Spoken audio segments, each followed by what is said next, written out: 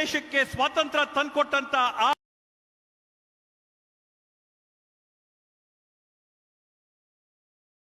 भाई और बहनों, ये क्यों हो रहा है? ಬಂಧುಗಳೇ, ಯೋಚನೆ ಮಾಡಿ, ಇದು ಯಾಕೆ ಆಗ್ತಾ ಇದೆ, ಇದು ಯಾವ ಕಾರಣಕ್ಕೆ ಇದು ನಡೀತಾ ಇದೆ ಅಂತ ಯೋಚನೆ ಮಾಡಿ. ये इसलिए हो रहा है कि जब तमाम देशवासी, इस देश के किसान, इस देश के मजदूर, इस देश के स्वतंत्रता सेनानी स्वतंत्रता संग्राम में शामिल थे, तो उसी समय एक और विचारधारा इस देश की धरती पर उभर रही थी. ಬಂಧುಗಳೇ, ಇದರಲ್ಲಿ ನಾವು ಗಮನಿಸಬೇಕಾದಂತದ್ದು, ದೇಶದಲ್ಲಿರ್ತಕ್ಕಂಥ ಬಡ ವರ್ಗದವರು, ರೈತ ವರ್ಗದವರು, ಸ್ವತಂತ್ರ ಹೋರಾಟಗಾರರು ಎಲ್ಲರೂ ಕೂಡ ಈ ದೇಶಕ್ಕೆ ಹೋರಾಟ ತರಬೇಕು ಅಂತ ಆಂದೋಲನ ನಡೆಸ್ತಾ ಇರಬೇಕಾದಂತ ಸಂದರ್ಭದಲ್ಲಿ ಇದೇ ದೇಶದಲ್ಲಿ ಮತ್ತೊಂದು ವಿಚಾರಧಾರೆ ಹರಿತಾ ಇತ್ತು, ಮತ್ತೊಂದು ವಿಚಾರಧಾರೆ ಆಲೋಚನೆ ಆಗ್ತಾ ಇತ್ತು, ಚರ್ಚೆ ಆಗ್ತಾ ಇತ್ತು. वो एक ऐसी विचारधारा है जिसने उस समय भी संविधान का अपमान किया. उस समय उसके खिलाफ, संविधान के खिलाफ एक पूरा अभियान चलाया. ಅದು ಯಾವ ತರದ ವಿಚಾರಧಾರೆ ಅಂತಂದ್ರೆ, ಆ ವಿಚಾರಧಾರೆ ಸ್ವತಂತ್ರದ ಸಮಯದಲ್ಲಿ ಕೂಡ ಸಂವಿಧಾನನ ವಿರೋಧ ಮಾಡಿದಂತದ್ದು, ಸಂವಿಧಾನದಲ್ಲಿರ್ತಕ್ಕಂಥ ಅಂಶಗಳನ್ನ ತಿರಸ್ಕಾರ ಮಾಡಿದಂತ ಒಂದು ವಿಚಾರಧಾರೆ ಅಂದಿನಿಂದ ಕೂಡ ನಡ್ಕೊಂಡು ಬಂದಿರತಕ್ಕಂಥದ್ದು. मेरी बहनों, हम आज दशकों बाद महिलाओं के अधिकार की बात करते हैं. ये बात बाबा साहेब अंबेडकर ने उस समय की थी. ನಮ್ಮ ಅಕ್ಕ ತಂಗಂದ್ರೆ, ತಾಯಂದ್ರೆ, ನಾವಿವತ್ತು ಕೂಡ ಆಧುನಿಕ ಭಾರತದಲ್ಲಿ ಮಹಿಳೆಯರ ಸಮಾನತೆ ಬಗ್ಗೆ ನಾವು ಚರ್ಚೆ ಮಾಡ್ತಾ ಇದ್ದೀವಿ.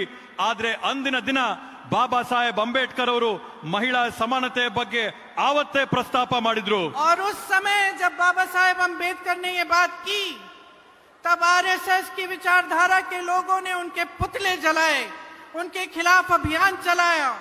ಅಂದಿನ ಸಂದರ್ಭದಲ್ಲಿ ಬಾಬಾ ಸಾಹೇಬ್ ಅಂಬೇಡ್ಕರ್ ಅವರು ಸಂವಿಧಾನದ ಮುಖಾಂತರವಾಗಿ ಮಹಿಳೆಯರ ಸಮಾನತೆ ಬಗ್ಗೆ ಮಾತಾಡಿದಾಗ ಆರ್ಎಸ್ಎಸ್ ಮತ್ತೆ ಆರ್ಎಸ್ಎಸ್ ನ ಅಂಗ ಸಂಸ್ಥೆಗಳು ಬಾಬಾ ಸಾಹೇಬ್ ಅವರ ಅಂಬೇಡ್ಕರ್ ಅವರ ಪುತ್ಥಳಿಗಳಿಗೆ ಬೆಂಕಿ ಹಚ್ಚಿ ಅದನ್ನ ಸುಟ್ಟು ಬೀದಿಗಳಲ್ಲಿ ಹಾಕಿದ್ರು. क्योंकि बीजेपी की पैदाइश ही यही विचारधारा है, यहीं से उभरी है बीजेपी. इसीलिए आज भाजपा के नेता, भाजपा की सरकारें हमारे संविधान, बाबा साहेब अंबेडकर जी का अपमान खुलेआम कर रहे हैं. ಈ ರೀತಿಯಾದಂತ ವಿಚಾರಧಾರೆ ಆಲೋಚನೆಗಳ ತತ್ವ ಸಿದ್ಧಾಂತಗಳಿಂದ ಹುಟ್ಟಿದಂತ ಬಿಜೆಪಿ ಪಕ್ಷ ಆದ್ರಿಂದಾನೇ ಈ ಒಂದು ಸಂವಿಧಾನನ ಸತತವಾಗಿ ವಿರೋಧ ಮಾಡಿಕೊಂಡು ಬರ್ತಾ ಇರ್ತಕ್ಕಂಥದ್ದು. ಆದ್ರಿಂದಾನೇ ಅವರು ಇವತ್ತು ಕೂಡ ಅವಮಾನ ಮಾಡ್ತಾ ಇರ್ತಕ್ಕಂಥದ್ದು. 2024 के चुनाव में पिछले साल जब ये जगह जगह जाकर कह रहे थे कि संविधान बदल डालेंगे, तो जनता ने इनको सबक सिखाया.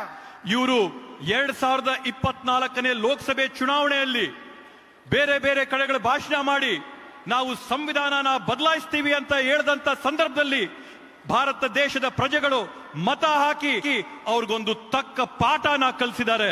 अच्छा किया भाई और बहनों, मोदी जी घबरा गए. ಒಳ್ಳೆ ಕೆಲಸ ಮಾಡಿದೀರಾ ಅಣ್ಣ ತಮ್ಮಂದ್ರೆ, ತಾವು ಹಾಕಿರಂತ ಮತದಿಂದ ಮೋದಿಜಿ ಅವರು ಗಾಬರಿ ಬಿದ್ದೋಗಿದ್ದಾರೆ. उसके बाद जब संसद में गए तो यूं करके संविधान को अपने माथे से लगाया. ತಾವು ಹಾಕದಂತ ಮತದ ನಂತರ ಅವರು ಸಂಸತ್ತಿನ ಪ್ರವೇಶ ಮಾಡಿದಾಗ ತಲೆ ಬಾಗಿ ಸಂವಿಧಾನನ ತಲೆ ಮೇಲಿಟ್ಟು ಒಳಗಂಟ್ರಿ ಆದ್ರು. ये काम उनसे आपने करवाया. ಈ ಕೆಲಸನ, ಮೋದಿ ಅವರ ತಲೆ ಬಾಗ್ಸಂತ ಕೆಲಸನ ನೀವ್ ಮಾಡಿಸಿದೀರಾ. जबानी दावे बहुत लोग करते रहते हैं, जुनून के काम करके दिखाना होता है. ಇವತ್ತು ನಾವೆಲ್ಲರೂ ಕೂಡ ಒಗ್ಗಟ್ಟಾಗಿ ಒಂದು ದೊಡ್ಡ ಹೋರಾಟ ಸಂಗ್ರಾಮನ ನಾವು ಸೇರಿ ಮಾಡಬೇಕಾಗುತ್ತೆ. लेकिन ये नहीं कर सकते, ಆದ್ರೆ ಇದು ಅವ್ರ ಕೈಯಲ್ಲಿ ಸಾಧ್ಯವಿಲ್ಲ. क्योंकि इनका जुनून ही कुछ और है. ये देश नहीं है, ये संविधान नहीं है, इस देश का लोकतंत्र नहीं है, इस देश की जनता नहीं है. ಯಾಕಂದ್ರೆ ಇವತ್ತು ಬಿಜೆಪಿ ಅವರ ಉದ್ದೇಶನೇ ಬೇರೆ ಇದೆ. ಅವ್ರಿಗೆ ಈ ದೇಶ ಬೇಕಾಗಿಲ್ಲ, ಈ ಸಂವಿಧಾನ ಬೇಕಾಗಿಲ್ಲ, ಈ ದೇಶದಲ್ಲಿರ್ತಕ್ಕಂಥ ಪ್ರಜೆಗಳು ಬೇಕಾಗಿಲ್ಲ, ಯಾರು ಕೂಡ ಬೇಕಾಗಿಲ್ಲ. आज इस देश का प्रधानमंत्री, इस देश का गृह मंत्री इस संविधान के विरोधी हैं. ಇವತ್ತು ಭಾರತ ದೇಶದ ಪ್ರಧಾನಮಂತ್ರಿ, ಭಾರತ ದೇಶದ ಗೃಹ ಸಚಿವರು ಸಂವಿಧಾನ ವಿರೋಧಿಗಳಾಗಿದ್ದಾರೆ. क्योंकि इनकी विचारधारा के जो मूल विचार हैं देश के जो मूल विचार हैं उस पर हमला करती है।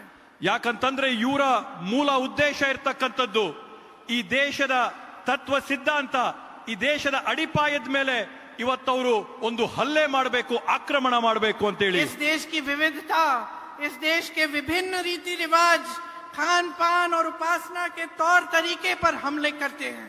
ಈ ದೇಶದ ವಿಭಿನ್ನತೆ, ನಮ್ಮಲ್ಲಿರ್ತಕ್ಕಂಥ ವೈವಿಧ್ಯತೆ, ಇವೆಲ್ಲಗಳ ಮೇಲೆ ಹಲ್ಲೆ ಮಾಡಬೇಕು, ಇವೆಲ್ಲದರ ಮೇಲೆ ಆಕ್ರಮಣ ಮಾಡಿಸಬೇಕು, ಇವೆಲ್ಲವನ್ನು ಮುಗಿಸಬೇಕು ಅನ್ನಂತ ಉದ್ದೇಶ। ಹೆಚ್ಚಿನ ವಿಡಿಯೋಗಳಿಗೆ ಪ್ರತಿಧ್ವನಿ ಯೂಟ್ಯೂಬ್ ಚಾನೆಲ್ ಸಬ್ಸ್ಕ್ರೈಬ್ ಮಾಡಿ, ಬೆಲ್ ಐಕಾನ್ ಕ್ಲಿಕ್ ಮಾಡಿ।